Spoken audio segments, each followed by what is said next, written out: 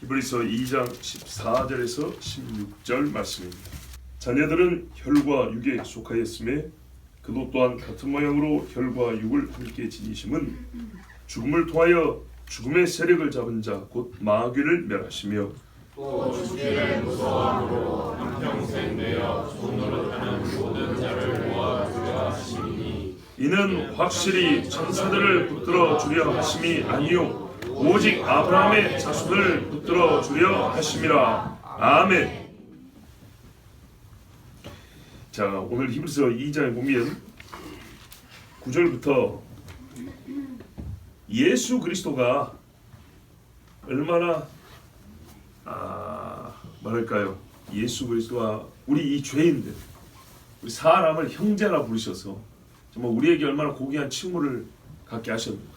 그리스도의 형제라, 하나님 아들의 형제라, 이런 참 영화로운 칭호를 갖게 해주셨다는 그 이야기를 하시는데, 즉 그러니까는 벌레 같고 고대 같은 인간이 천사보다도 뛰어나신 예수님이 형제가 되어 주셔가지고 그가 맏아들이고 우리가 그 형제가 되어서 하나님의 자녀가 되게 해주셨다는 이 놀라운 은혜를 기록하고 있는데, 그 중에 우리 이제 14절부터 16절까지는 이 일이 가능하기 위하여 그리스도가 하셨던 일이 있어요. 즉 우리가 그리스도의 형제가 되게 하기 위하여 그리스도 하신 일. 근데 그게 형제가 되게 하실 때 우리가 어떤 상태에서부터 형제, 그리스도의 형제로 바뀌어야 되는가, 그 상태의 변화까지 우리에게 일러주시는 말씀이고, 시간이 되면 사실은 17절까지 보면 16절까지의 논증의 확증을, 결론을 이렇게 내고 있는데, 오늘 하여튼 14절부터 16절까지만 보도록 하겠습니다. 자, 14절에 보면 자녀들은 혈과 육에 속하였다 이렇게 있습니다.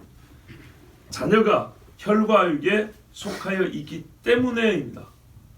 우리가 그리스도 예수 믿고 구원받은 사람들이, 하나님의 예정을 받은 사람들이 혈과 육을 지니고 있었기 때문에 우리를 구원하시기 위하여 하나님의 아들이 어떻게 되어야 했다는 겁니다. 만약에 우리가 혈과 육을 입고 있지 않았으면 다른 구원의 방식을 썼을 건데, 우리가 혈과 육을 입고 있기 때문에 하나님의 아들이 이 혈과 육을 구원하기 위하여 바로 이 방식을 통해서 우리를 구원하셨다, 이 이야기입니다. 자, 10절에 보면, 2장 10절에 보면, 그러므로 만물이 그를 위하고 또한 그로 말미암은 이가 많은 아들들을 이끌어 영광에 들어가게 하시는 이 일에 그들의 구원의 창시자를 고난을 통하여 온전하게 하심이 합당하도다. 자, 앞에 말씀의 이제 결론인데, 만물이 위하고 그로 말미암으니, 하나님이 여러 아들들을 영광에 들어가게 하시려고 그 구원의 창시자 곧 그리스도를 먼저 고난을 당하게 하셔서, 그가 고난을 당함으로 우리가 그의 아들들이 되어 영광에 들어가게 하셨다는 말입니다. 그러니까는 우리가 하나님의 자녀가 되어서 영광에 들어가려면 먼저 들어가신 이가 그냥 들어가는 게 아니고 고난을 통하여 들어간다는 얘기입니다. 고난을 통하여 들어가서 구원의 창시자 문을 열고 그 다음에 뒤따르는 사람들을 그 길로 들여보낸다, 이런 말입니다. 어렵지 않죠? 이게 성경의 말씀입니다. 하나님이 이렇게 법을 정하셨어요. 그런데 그렇게 데리고 갈 이들을 보니까 어떻게 생겨먹었냐면 혈과 육을 가졌다는 얘기죠. 혈과 육을 가진 자들 이제 끌고 들어가야 되는데, 이렇게 끌고 들어가기 위해서 먼저 들어가신 이가 구원의 문을 열어야 되는데, 구원의 문을 여는 역시 합법적 방식이 뭐냐 했더니 혈과 육이 지은 죄를 해결해야 된다는 얘기죠. 예. 그래서 고난을 당했다는 겁니다. 혈과 육을 가지고 고난을 당했다.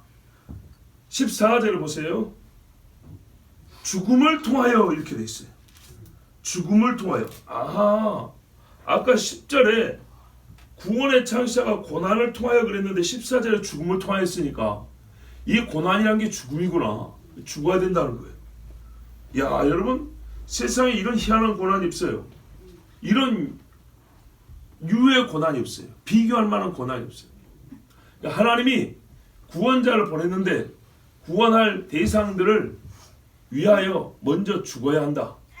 그래야 그 사람들을 데리고 하나님의 영광으로 들어간다. 여기에 비교할 만한 고난이라는 건 세상에 있지 아니합니다. 자, 그래서 혈과 육에 속하여 있기 때문에 바로 이 혈과 육을 데려가려니까 어떻게 했냐 하니까 그도 또한 같은 모양으로 혈과 육을 함께 지니셨다 그랬어요. 겉모습만 가졌다는 게 아니고요. 혈과 육을 지녔다. 자기 존재가 되게 됐다. 이런 말이에요. 그래서 죄 있는 육신의 모양으로 되었다. 그도 또한 같은 모양으로 그랬죠. 죄 있는 육신의 모양. 그러니까는요. 하나님은 원래 영이시잖아요. 하나님의 아들 예수님도 이 땅에 오셨을 때 육을 입을 때 예수라 하지만 육을 입기 전에 영으로 계시죠. 영원한 영이십니다. 그런데 육신이 되었단 말은 다른 본성을 입었다는 얘기입니다. 다른 본성, 다른 지위. 자녀들이 혈과 육을 입었기 때문에 혈과 육을 지녔으면 다른 본성을 더하여 입으시고 위에 계신 분이 이 땅에 오셔서 아까 우리 찬송에도 수없이 가사 나왔죠. 땅에 있는 자 피조물의 동등한 지위를 입으셨다는 거예요. 다른 지위와 다른 본성을 가져야 이것이 가능합니다. 즉 뭡니까? 약하고 한자편으로 가멸성입니다. 멸망이 가능한 존재. 육을 입었다는 말은 죽음이 가능하다는 얘기입니다. 불사의 신이 죽음이 가능한 존재가 되었다는 얘기입니다. 그러니까 다른 본성, 다른 지위가 바로 똑같이 혈과 육이 되었다. 이 말씀입니다. 이것이 바로 성육신의 실체입니다. 여기에 대하여 성경은 비유적 표현이 없습니다. 보세요. 자녀가 혈과 육을 가지고 혈과 육임에 그도 또한 혈과 육을 입어 같은 모양이 되었다. 여기 에돌로 표현하는 게 어디 있습니까? 비유가 어디 있습니까? 혈육 그대로 갖다 썼죠. 매우 직설적이고 단도직입적이고 노골적입니다. 하나님의 말씀은요. 우리에게 구원자를 주실 때 우리와 똑같이 되게 하셨다는 말씀이 있어서 여기에는요. 전혀 비유적 표현이 없어요. 사람이 되었다는 게 일종의 비유야. 상징이야. 그러면 실체가 뭔데? 실체는 다른 거야. 이게 아니고 요게 된 것이 그냥 그게 실체예요. 성경은 그렇게 말씀하고 있어요. 다만 뭐는 없다고요? 죄는 없다. 왜 그랬을까요? 성결의 영이니까. 하나님의 영이기 때문에. 죄는 영으로부터 시작되죠. 악한 영에서 악한 말이 나오고 악한 행실이 나오죠. 예수님은 죄를 이기는 성결의 영 그리고 죄를 짓지 아니하셨어요. 그래서 하나님 하신 말씀이 그가 우리와 똑같이 혈과 육을 입어서 같이 시험을 당했지만 죄는 짓지 아니함으로 시험당한 이들을 고통을 겪어봤으니까 능히 도우실 수 있다고 말씀한 거예요. 자, 한마디로 사람이 되었어요. 자녀를 구하려면 자녀의 모양을 입어야 된다는 것이 하나님의 법입니다. 자, 왜 이런 법을 세우셨을까? 하나님은 공의로우시죠. 여러분 숱하게 들은 말씀입니다. 오늘은 성탄절이니까 다시 듣는 겁니다. 왜 하나님이 이런 법을 세웠을까? 죄값은 죄 지은 자가 갚아야 되니까요. 혈과 육이 지은 죄는 혈과 육이 갚아야 되기 때문입니다. 능력은 없지만 죄책을 지고 있는 사람이 갚아야 됩니다. 그러나 능력이 없으니까 하나님이 인간의 본성, 인간의 혈과 육을 입어서 똑같이 그 자리에서 인간의 지위에서 죄를 갚았다. 그래서 대속자가 되신 겁니다. 이게 하나님이 정한 법입니다. 자, 영적 차원에 계신 분이 육의 차원의 가담자가 되었습니다. 마치 본인이 같이 죄 지은 뭡니까? 공범인 것처럼 이렇게 해서 죄값을 치렀습니다. 17절에 보세요. 그러므로 그가 범사에 형제들과 같이 되심이 마땅하도다. 이는 하나님의 일에 자비하고 신실한 대제사장이 되어 백성의 죄를 속량하려 하십니다. 아하, 형제이기도 하고 우리 대속제물이 되었다고 했는데 이것이 바로 진정한 대제사장이 하는 일이구나. 그러니까 아론의 반차의 대제사장은 모형이라는 것을 우리가 알 수 있어요. 하나님과 죄인을 연결시켜 주지만은 그는 본인이 이 죄인의 죄를 대신 갚아주는 일은 아니에요. 그렇죠? 그래서 참 제사장이라 짐을 대신 지고 대신 죄값을 치르는 자를 보고 하나님이 참된 대제사장이라고 부르는 거구나. 바로 이겁니다. 우리는 그래서 성경을 통해서 대제사장의 본뜻도 알게 됐어요. 예수 그리스도가 신실한 대제사장이 되어서 죄인의 죄를 그와 동등한 신분과 같은 본성으로서 갚으시고 그와 같이 하나님의 아들이 되게 하셨다. 자, 이를 예수님이 억지로 하셨습니까? 자원하여 하셨죠. 영원부터 시편에 보면 아들이 아버지와 함께 정하신 삼위일체 하나님 안에서의 언약이에요. 제가 저 육신들을 위하여 대신 죽어서 하나님의 공의를 만족케 하고 저들의 죄짐을 대신 짊어지겠습니다. 아버지는 이게 기뻤어요. 그래, 너는 나의 기뻐하는 자라. 내 뜻을 이루리라. 그래서 내가 너를 위하여 한 육체를 예비하였노라 그랬어요. 자, 여러분, 상당히 감사하고 정말 은혜로운 귀한 말씀이죠. 예. 그러나 여러분, 육신이 약간 피곤하여 듣기에 좀 몽롱하죠. 자, 이제 정신을 한번 좀 집중해 보십시오. 우리가요, 눈물 없이 복음을 듣는 것도 문제지만 감사에만 젖어 있는 것도 마귀에게 속을 가능성이 큽니다. 감사에만 젖어 있다는 말이죠. 분별력이 약하다는 거예요. 느낌 좋으면 그냥 받아들이는 거죠. 그러면 안 돼요. 그래서 오늘 이 성탄절에는요, 성탄절이나 부활절 뭐 이럴 때를 말입니다. 감상도 좋아요. 하나님의 말씀 주시는 그 자연적 감동, 그것도 좋은데 명철하게 하나님의 말씀, 도대체 무슨 일이 일어났는가? 하나님은 우리가 무슨 일을 하셨는가에 대해요 면밀하게 살피고 정확하게 알고 믿는 것이 더욱 중요합니다. 자, 왜 하나님이 사람이 되셨는가? 오늘 설교 제목이 바로 이겁니다. 꾸르 데우스 호모. 이 말은요, 왜 신이 인간이 되었는가입니다. 왜 되셨을까요? 본문이 뭐라 그래요? 죽음을 통하여 그랬죠. 우리는 압니다. 십자에서 죽기 위하여 했습니다. 그럼 왜 죽어야 됩니까? 신이 왜 죽는 일을 해야 됩니까? 대속이죠. 대신 죄값을 치르기 위해서. 죄값은 뭐죠? 죄값은 사망이라 했으니 대신 죄값을 치르기 위하여 그리스도는 사람이 됐습니다. 마가복음 10장 45절에 인자한 것은 자기 목숨을 많은 사람의 대속물로 주려 함이라. 갈라디아서 1장 4절에 하나님 곧 우리 아버지의 뜻을 따라 이 약한 세대에서 우리를 건지시려고 우리 죄를 대속하기 위하여 자기 몸을 주셨으니 누가요? 그리스도께서 일을 하셨다 했어요. 자, 그런데 이 대속 외에 우리가 지금 많이 들었고요. 대속은 본문은 대속과 또 다른 측면에서의 예수님의 성육신의 의미를 가르쳐주는 본문입니다. 자, 보세요. 예수님이 육체를 입은 이유가 크게 두 가지가 있어요. 우리를 위해 분명히 죽으셨다고 되어 있죠. 여기 첫 번째고 하나 또 있어요. 요걸 오늘 이제 다른 서신서들과 달리 히브리서는 가르쳐줍니다. 지금부터 여기 집중해 드릴 겁니다. 근데 이것도 두 가지 이유로 또 세분화됩니다.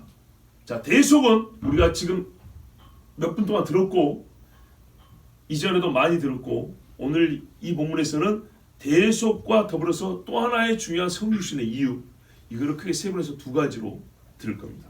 자, 한번 들어보십시오. 사람이 죄를 짓고 받은 징벌과 저주는 뭐냐면 죽는다는 겁니다. 근데 그냥 죽음의 상태로만 빠진 것이 아니라 살아있는 동안에도요, 죽음이라는 것의 힘의 지배를 받습니다. 살아있는 것이 산 것처럼 살지 못하고 살아 숨을 쉬는데 생명력이 없이 죽음에 속한 일, 죽음에 속한 한마디로 죄를 짓고 삽니다. 의만 해하고 살면 좋은데, 살았으니까 의만 해하면 좋은데 숨은 쉬는데 하는 짓은 꼭 사망의 짓을 한단 말이죠. 그러면 이 사망 권세, 이 사망의 힘은 누가 쥐고 있는가? 자, 본문을 보세요. 우리 주일 학생들, 사망의 힘은 누가 쥐고 있어요? 그러죠. 어디 나왔어요? 14절에 죽음의 세력을 잡은 자 곧 마귀를 멸하시면 이렇게 돼 있죠. 와, 이 답이 있네. 그렇죠? 사람요, 선악을 알게 하는 나무 열매를 따먹으면서 보세요. 자기의 소유권을 마귀에게 넘겨버린 겁니다. 자기 자신을 종으로 마귀에게 팔아버린 짓을 했다고요. 따라서 사람이 구원을 받는다는 말은 뭐냐면요, 하나님과 관계하여 같은 일에 여러 가지 측면을 얘기하는 겁니다. 하나님과 관계하여 하나님께 죄를 졌죠. 반역이죠. 이 반역의 죄값을 용서받고 하나님과 화해했다는 말이면서 동시에는 뭐예요? 마귀와의 모든 선이 결박이 끊어진다는 얘기입니다. 이 뒷부분을 집중하여 말씀하는 겁니다. 사람이 죄를 짓고 자기 소유권을 마귀에게 넘겨버렸기 때문에 마귀가 하는 말이 뭐예요? 맨날 이건 내 거야! 그런다고요. 얘는 내 거야! 이런다고요. 그러면 예수 이름으로 구원을 시키고 귀신을 쫓아 뭐라 그래요? 놔라 이놈아! 하나님의 자녀다! 이렇게 말로 우리가 싸우죠. 그래요. 왜 그렇게 말로 싸우죠? 마귀가 하는 말이 얘는 내 거야! 이러기 때문에 하는 거예요. 근데 하나님 말해요. 쳐라 이놈아 이제! 내가 얘 죄를 사했고 용서했어. 나와 아무 상관없어. 너는 꺼져. 이제 하나님의 자녀야. 이렇게 선포한단 말이에요. 이 현실을 얘기하는 거예요. 마귀가 죄인의 사람에 대한 소유권을 주장하는데 마귀의 권세를 깨뜨리고 그 집에서 벗어나게 하는 일을 누가 했냐? 예수님이 했다는 거예요. 근데 이 일을 하기 위해서도 뭐가 필요하냐? 성육신이 필요하다는 거예요. 왜? 인간이 마귀에게 잡혔단 말이죠. 아시겠죠?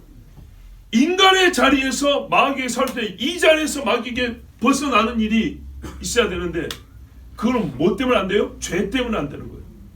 이걸 해결하면 어떻게 해요? 마귀가 자연스럽게 권세의 근거가 없어지는 거예요. 죄라는 게 없어진단 말이죠. 그래서 자동으로 뭐가 나와요? 인간의 즉 죄인이 마귀로부터 해방이 일어난단 말이죠. 사망 권세로부터 벗어남이 나타난단 말입니다. 그러니까 어떻게 해요? 심령이 편하니까 잠도 오고 병도 낫고 이런 일인 거예요. 두렵지도 아니하고. 이 두 가지가 곧 하나님 앞에서 죄값을 치는 것과 마귀의 사망 권세에서 벗어나 그걸 끊어버리는 이게 바로 뭐예요? 두 가지 구원받음의 측면, 국면이에요. 구원의 두 국면이라고 해요. 이걸 연결해 말하면 구원이란 마귀에게서 벗어나 하나님께로 돌아감입니다. 이 일을 예수님이 하셨어요. 이 일을 위하여 해야 할 일이 뭐였냐? 육신을 입는 거였다는 거예요. 육신을 입어 죽는 거였어요. 자, 그런데 죽는 것은 그것도 다가 아니고요. 뭘로 연결됩니까? 다시 살아남으로 연결되죠. 예, 다시 살기 위해서 죽은 거예요. 이게 그렇습니다. 죄값을 치르기 위하여 죽어야 됐고 사망에서 벗어나기 위해서 다시 살아나기 위해서 죽어야 됐어요. 이해되시죠? 죽음이 하나님 앞에 있는 죄를 짐을 져 사망이니까 죄값 사망이니까 죄값을 치렀죠. 죄값을 치렀기 때문에 어떻게 해요? 우리가 지금 죽음의 상태에서 나와야 되죠. 이거를 먼저 하신 이가 예수님이죠. 마귀에서 벗어나는 일도 그가 먼저 하셔야 되는 거예요. 구원의 창시자. 그런 의미에서는 또 죽음이 필요한 거예요. 그러므로 구원자는 대속을 위하여 죽을 수 있어야 됐어요. 가멸성의 존재, 가하다, 멸망이 가한 존재. 완전히 없어진다는 게 여기서는 죽음이 가능한 존재가 되어야 됐다는 얘기입니다. 죽어야 됐기 때문에. 그래서 사람이 되는 거예요. 사람. 그런데요, 죽은 다음에는 부활해서 죽음의 권세를 깨야 되죠. 그러니까요, 그냥 사람은 안 되는 거예요. 그냥 사람은 권세 있는 사람, 즉 죄가 없는 사람. 마귀는 죄로 권세를 부리니까 죄가 없는 사람이 되는 거예요. 마귀가 하는 모든 시험은 당해요. 그런데 그 모든 시험을 이긴 자, 한 번이라도 졌으면 마귀가 사로잡아 버릴 텐데 진 적이 없어요. 그러니까 마귀가 단 1초도 지배할 수 없는 자, 그가 우리를 위하여 죽어주셔야 우리의 대속자가 되고 사단 권세에서 우리를 해방시킬 수 있는 겁니다. 아멘. 곧 마귀가 지배하는 권능의 영역인 사망에서 자기 힘으로 사망을 물리치고 생명을 다시 찾고 마귀를 발로 밟을 수 있는 자연입니다. 자연인 중에는 이렇게 할 수 있는 사람이 없습니다.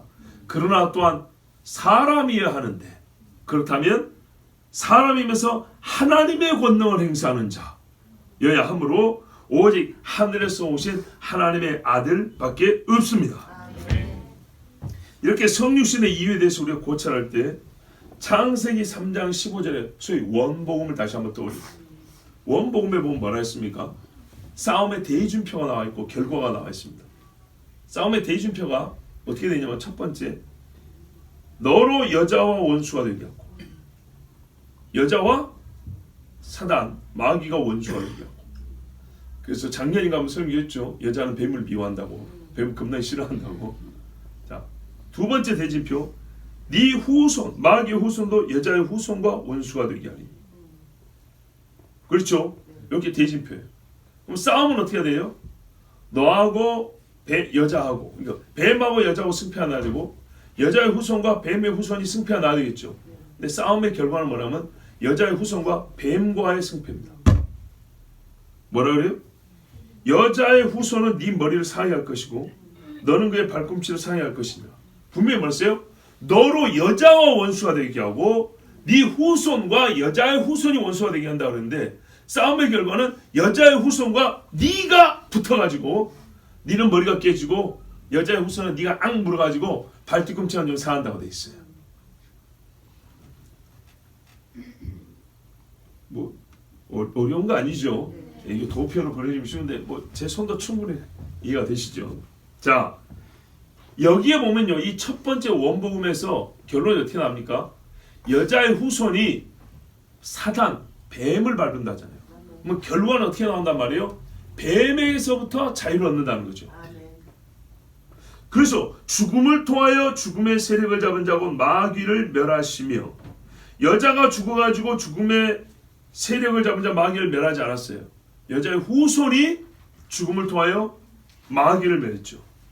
자, 마귀가요 나름대로 정당성이 있어요. 그렇죠? 사람이 죽겠다고 내 말 듣지 않았냐? 그렇죠? 지가 죽겠다고 내 말 들었지 뭐. 그러니까 자기 책임이지, 자기 결정이고. 맞아요. 그러니까 하나님이 아담과 하와에게 벌을 내리지 않았습니까? 그러면 여러분, 마귀는 잘못이 없습니까? 뭔 잘못이 있어요? 그렇죠, 여러분 훌륭하십니다.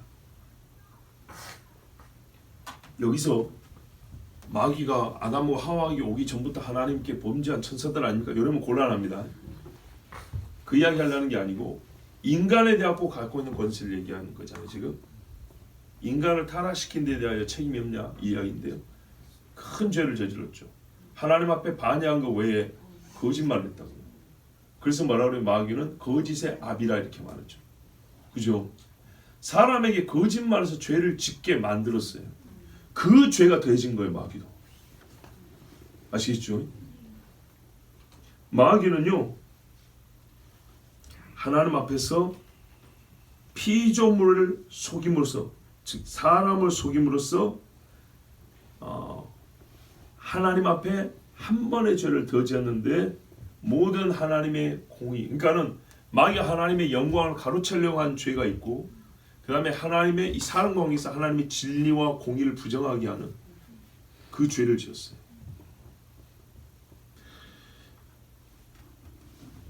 그러면 하나님의 아들이 십자가에서 죽으신 사건은 하나님께 대하여는 사람이 받아야 할 형벌을 정당하게 받은 거죠. 왜? 내가 잘못했으니까. 그렇죠? 근데 동시에 마귀하고는 싸워서 이겼다고 돼 있죠. 그럼 이게 어떤 말이죠? 마귀가 잘못에 대한 것에 대한 벌을 내리는 거예요. 이해가 되시죠? 봐보세요. 이 선악과 사건에서 말이죠, 둘이 다 죄를 지었거든요. 마귀는 거짓말을 해가지고 하나님의 형상을 타락시키는 죄를 지었고, 인간은 하나님 말씀이 아니라 마귀의 말을 듣고 하나님께 죄를 지었다고요. 둘 다 하나님께 죄를 지었다고요. 그런데 보세요, 인간이 하나님 앞에 죄 지은 거는 마귀의 말을 듣고 지었잖아요. 그래서 마귀의 종노릇을 하게 되는 벌을 받았어요. 그러면 죄를 마귀도 지었는데, 그럼 마귀는 이 죄에 대하여 어떤 형벌을 받습니까? 지옥이에요? 그건 진작부터 받은 거고, 하나님 앞에 자기 지위를 떠나 타락한 천사들이 저 무정에 던져진 거는 하나님 앞에 반영할 때 이미 받은 벌이고, 인간을 속이고 범죄하게 한, 이 세상에 죄가 들어오게 한 이 죄에 대하여 벌을 받아야 정당 아닙니까? 그렇죠? 근데 문제는 이게 양면 얽혀 있다니까요. 사람이 죄 지은 것에 대해서는 마귀가 권세를 갖고 있어요. 그런데 하나님 앞에는 마귀도 죄값을 치러야 된단 말이죠. 벌을 받아야 되는 거예요, 벌을. 이 일을 누가 할 거냐? 인간을 먼저 해방시킨 다음에 마귀에게 벌을 주는. 마귀가 인간을 사로잡는 권세를 부리고 있으면 이게 벌 줘봐야 뭔 소용이 있겠어요. 온전하지가 않죠. 사람이 죄 지은 것에 대해서도 벌을 준다 그러고 땅은 모든 걸 잘 내네? 뭔 벌이 되겠어요. 소산이 잘 나는데 안 죽고 사는데 벌이 되려면 몸도 죽고 땅도 죽어야 벌이 되는 거죠. 그렇잖아. 마귀에게 돼요. 사람에서 갖고 있는 권세를 뺏어버리고 마귀를 확 밟아버려야 되겠죠. 요래야 벌이 되는 거예요. 요 일이 같이 일어나야 된단 말이죠. 자, 그래서 예수께서 이 땅에 오신 것은 사람에 대해서는 죄값을 치르시면서 하나님이 의롭습니다. 심판하실 때 하나님도 의롭다함을 얻으려 하십니다. 그렇게 하셨고, 마귀에 대하여는 사람에게 대하여 지금까지 정당한 권력 행사라고 주장하던 그 사망의 힘을 박탈시켜버린 거예요. 정당하게 박탈시켜버린 거예요. 합법적으로. 야들 이제 값 다 치렀다. 너 내놔. 그러면 이제 뭐 있어요? 아무것도 없죠. 영원한 불못으로 들어가. 이렇게 되는 겁니다.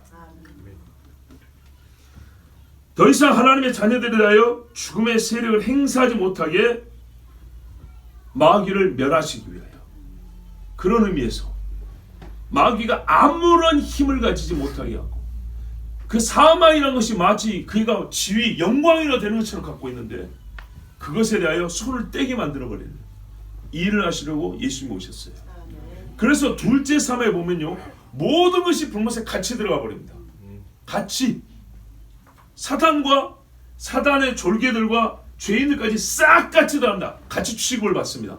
마귀가 지금은 사람에 대하여 약간의 어떤 위에 있죠. 악한 놈으로서 힘을 행사하죠. 그런 거 없어요. 예, 벌을 받을 때 똑같이 계급장 뛰고 다 불못에 들어가 버리는 거예요. 예수 그리스도의 권세입니다. 그래서 멸하다 그랬어요. 멸하다. 마귀의 권세를 멸하면 존재를 없앤다는 게 아니고요. 어떻게 하냐? 패하다. 고린도전서에 보면 아무것도 아닌 것으로 만들다. 로마서 3장에도 보면 패하다. 효력을 없게 하다. 이런 말이에요. 파괴하다. 헛것으로 만들다. 이게 뭐예요? 마귀라는 존재가 없어지진 않아요. 영물이기 때문에. 예, 영혼 멸절, 소멸되지는 않아요. 죽으면 그만이지 이런 게 아닙니다. 영원히 존재는 하지만 마귀가 갖고 있는 어떤 힘이라는 건 이만큼 부스러기 티끌하나도 남지 않게 다 파괴시켜버리고 헛되게 만들어버린다는 겁니다. 이게 예수님이 하신 일이에요. 요것을 맨 먼저 하신 거, 그 첫걸음이 뭐예요? 발로 뻥 차고 무덤 밖으로 나오신 거예요. 또 이거 발로 뻥 안 찼는데 그러지 마시고. 그래서 예수를 믿은 자에게 무슨 권세가 있어요? 너희가 내 이름으로 무엇인지 구하면 이루라 그랬죠. 그 중에 하나가 뭡니까? 너희가 마귀를 대적하라. 그래야만 너희를 피하리라 그랬죠. 네. 예수 이름으로 마귀를 멸한다고. 예수 이름으로. 정말로요. 가끔 기도하다 여러분 뱀이 보이죠.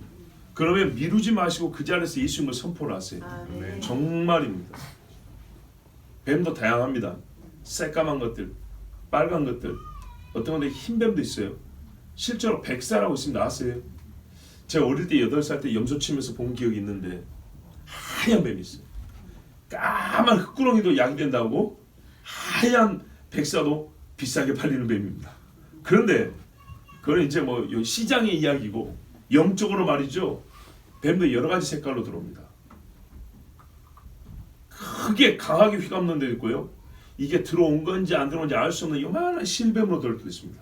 그러나 여러분 뱀은 뱀이에요. 보이는 즉시 예수 이름을 멸해서 쫓아내야 됩니다. 반드시 영혼의 자유를 얻고 육의 자유를 얻습니다. 그래서 예수님께서 이렇게 마귀의 권세를 멸했기 때문에 예수와 형제가 되고 예수의 영을 가진 사람이 그리스도의 것이라고 그랬죠. 그러니까 이 사람이 어떻게 해요? 내가 예수 그리스도의 명령이 더러우시라 하면 가는 겁니다. 그 이름을 쓰라고 하셨습니다. 이렇게 하지 않으면 어떻게 되냐? 마귀에게 계속 사로잡혀 있죠. 마귀에게 계속 사로잡혔을 때 나타나는 대표적인 현상이 뭐냐? 모든 인간이 이 일을 다 겪어요. 겪었어요. 15절. 죽기를 무수함으로 한평생 매여 종노를 하는 모든 자들. 예. 이게 인간의 상태예요. 인간의 실존이에요. 죽기를 무수하는 게 제일 무서운 거죠. 왜 무섭죠? 왜 무서울까요? 지옥이란 말 안 들었는데도 왜 무서울까요? 안 가봐서요? 어떤 사람은 모험이라고 재밌다고 안 해본 것들 많이 하던데요. 이게 놀라운 겁니다. 천부적이에요. 천부적. 타고나는 거예요. 즉 하나님이 심어준 거예요. 하나님 벌써 성경에 반대편으로 죽기를 무서워하지만 영혼을 사모하는 마음을 주사 이렇게 되어 있죠. 영혼을 사모하는 마음으로 죽기 싫어가 아니라요. 죽임이 무서운 거예요. 이건 좀 다른 차원입니다. 왜냐하면 누가 실험으로 보여준 것도 아니고 논리로 증명한 것도 아닌데도 불구하고 먼저 가보고 와가지고 이럽디다라고 정확히 가르는 사람도 사실 거의 없어요. 그런데도요. 못 들어도 두려운 거는 우리의 영이 그 죄로 말미암아 심판을 두려워하는 거 있기 때문입니다. 누군가는 죽으면 끝이라고 하는데 그러니까 끝인데 왜 두려울까요? 섭섭했어요? 이 생에 헤어짐이 섭섭했어요. 여러분 제가 지금 섭섭한 얘기하는 게 아니고 두려움을 얘기하고 있습니다. 섭섭함과 두려움은 다르죠. 마음에 처음부터 하나님으로부터 들려진 음성, 새겨진 지워질 수 없는 내적 증거가 뭐냐? 죽음 후에는 심판이 있다는 겁니다. 불교의 그 유명한 성철이라는 분도 자기 죽음에 내가 지옥을 가겠구나. 내가 수많은 사람을 이미 지옥을 보냈으니 내가 지옥 끄트머리로 그 제일 깊은 데로 들어가겠구나. 그러고 죽었다 하지 않습니까? 근데 불교계에서는 쉬쉬하죠. 두 번째는 뭐냐? 이게 인간의 상태인데 무능력이에요. 무능력. 스스로 나올 수 있습니까? 한평생 종노릇한다고 했어요. 종노릇. 이 필연적 운명에서 벗어날 수가 없어요. 죽음의 공포를 벗어내보려고 떠나보려고 해도 안 돼요. 아무리 말로 인생에 대해서 낙관적인 전망을 하고 막 긍정적인 말하고 별짓을 다 해봐야 소용이 없어요. 자다가 가위만 한번 눌려도 식은땀을 벌벌 흘리고 몸을 바들바들 떨어요. 꿈에서 깨어나지만 않아도 영혼이 꿈속에 갇혀있는 거하고 꿈에서 말을 해도 말이 잘 안 나오는 경우가 있죠. 달리라도 안 달려지는 경우 있죠. 그때만 해도 얼마나 진짜 속이 터질 것 같습니까? 그런데요. 정말 죽음이 엄습해서 내 몸을 확 덤다고 생각했어요. 점점 몸이 굳어져가고 눈도 안 떠지고 숨도 약해지고 주변에서 하는 소리에 희미해지고 죽음이 나를 싹 덮여서 피부 속으로 닿아서 뼛속까지 스며들어 끝내 장악하는 그 경험. 얼마나 무서울까요? 예수 없으면 견딜 수가 없습니다.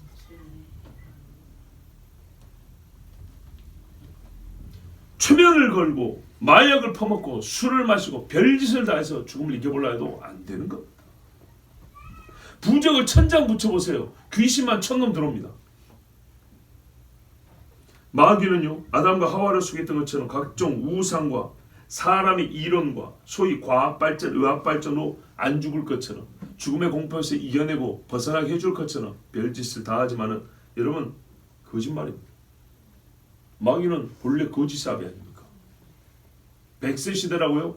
왜 그런 헛된 기대를 하십니까? 성경을 믿으세요. 강건하면 80이요. 이러한 인간의 상태, 죽기를 무서워하여 죽음의 공포에 눌려 평생 종노라는 자를 놓아주려고 하나님의 아들이 혈과 육을 입으셨어요. 아멘. 보세요. 놓아주려 하심이니 죄인의 모든 실존적인 고통과 한계와 이 죽음에 사로잡힌 상태, 이거를요 같이 죽음에 사로잡힌 그 공동의 지위에서 형제가 돼서 연합해서 끌고 나오겠다. 이게 바로 성육신이 필요했던 이유입니다. 저 멀리서 너 나와 하고 이렇게 갈고리 단체 끄집어내는 게 아니고 같이 여기에 들어가서 합법적으로 딱 손잡고 어깨동무하고 내 형제다 가자 이렇게 나온다는 얘기입니다. 자, 이 말씀은 뭡니까? 예수님이 죽기를 무서워하는 상태로 자기 자신을 들여보냈다는 겁니다. 예수님의 겟세마네에서 어떻게 했죠? 인간이 나오는 죽음의 공포를 느껴봤어요. 그렇죠? 어떤 사람들 말하기를 예수님이 신이니까 안 무서웠을 거다, 안 아팠을 거다. 아니라니까요. 이거는 예수를 모르는 사람이에요. 아무것도 모르는 사람이에요. 육신이 되었다는 것은 보세요. 죄 짓는 거 외에는 똑같이 됐다는 거였어요. 이게 하나님의 법이라니까요. 혈과 육을 입었다는 것은 모양만 정해 혈과 육의 상태, 혈과 육의 경험, 혈과 육의 지위 다 경험했다는 얘기입니다. 그것이 필요했다는 말입니다. 죽기를 무서워해서 죽음에 눌려서 사는 인간들의 삶을 스스로 사셨고요. 죽음의 공포 속으로 들어갔어요. 이게 죄인들이 처한 상태였어요. 그리고 이것을 이겨냈어요. 보세요. 히브리서 4장 15절에 우리에게 있는 대제사장은 우리의 연약함을 동정하지 못하실 리가 아니요 모든 일에 우리와 똑같이 시험을 받으시는데 모든 일에 죽음에까지도 죄는 없으시니라. 그분은 사람이셨고요. 죄는 없었다. 즉 죄인은 아니었어요. 이래서 죽음에 대해 합법적으로 통제권을 다시 찾아오신 거예요. 자, 여기서 우리는 하나님의 아들이 혈과 육을 입으신 두 번째 이유를 들 수 있습니다.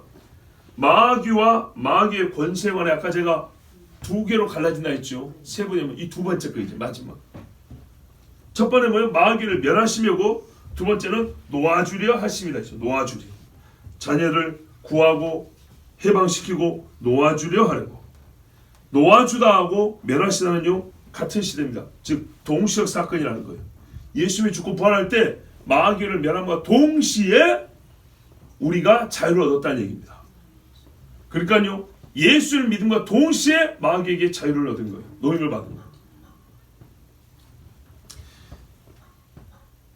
성경에서 숱한 비슷한 유사한 그 같은 원리를 갖고 있는 일을 찾아볼 수 있는데 소돔과 고모라는 불타고 롯은 나오고, 그죠?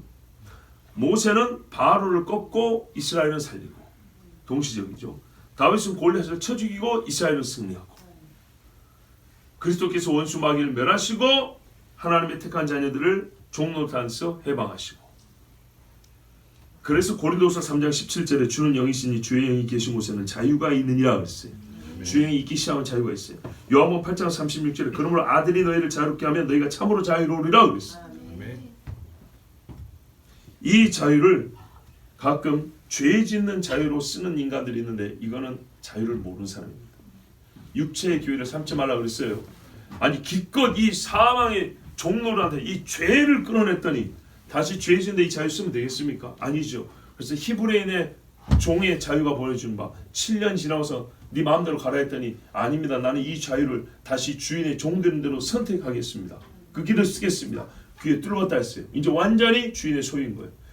예수께서 우리를 자유를 주셨는데 너는 이 자유를 뭐 할래 했더니 이제부터 제 마음대로 살아보겠습니다 아니라 나는 그리스도의 종으로 살겠습니다. 내가 그동안에 마귀의 종으로 살았는데 아이고 아니죠. 주님 나를 책임져 주시고 완전히 지켜주십시오. 그래서 그리스도의 종으로 사는 거예요. 그러니까 로마서에도 이제 너희가 불의의 병기로 네 몸을 드리지 말고 의의 병기로 하나님께 드리라 이렇게 돼 있지 않습니까? 자 16절 보세요. 이는 확실히 확실하죠. 천사를 붙들려 하시면 아니요. 언제 이런 말 했지? 언제 천사를 붙들어 준다는 얘기했지? 누군가 또 이런 이상한 논리를 만들기 때문에 이제 덧붙여서 우리에게 경고를 주는 거예요. 오직 아브라함의 자손을 붙들어 주려 하심이라. 자, 이 중간을 빼고 이는 확실히 아브라함의 자손을 붙들어 주려 하심이라. 아멘하고 끝나도 깔끔하죠.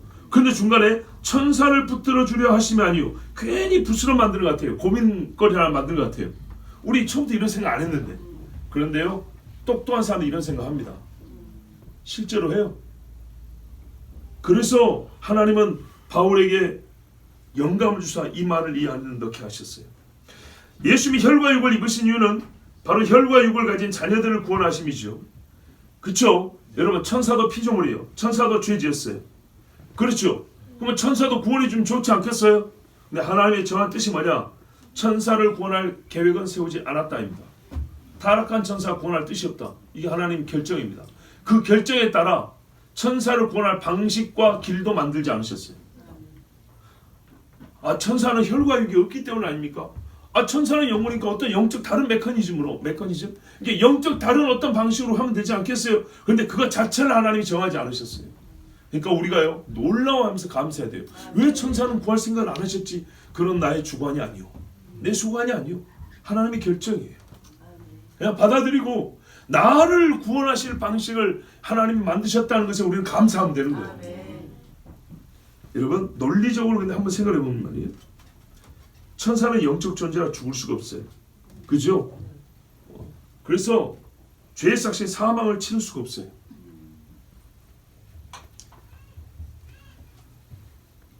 자기 지위를 떠났다. 이 사람들은요 죄의 사함을 받을 방도가 없어요. 사망을 치를 수가 없으니까. 물론 이거는 우리 이제 사람이 구원을 받는 필요조건, 즉 피 흘림을 대입한 논리인데요.